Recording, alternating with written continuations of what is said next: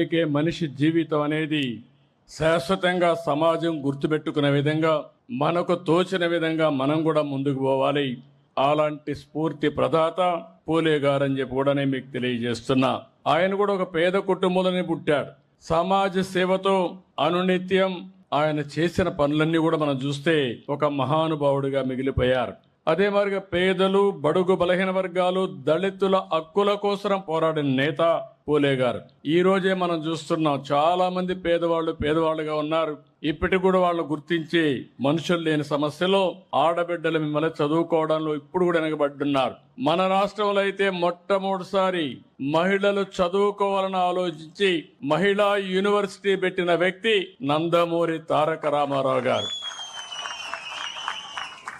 అలాంటిది శ్రీ విద్యకు మద్దతు లేని రోజుల్లో 1848లో తొలి మహిళా స్కూల్ పెట్టాడు.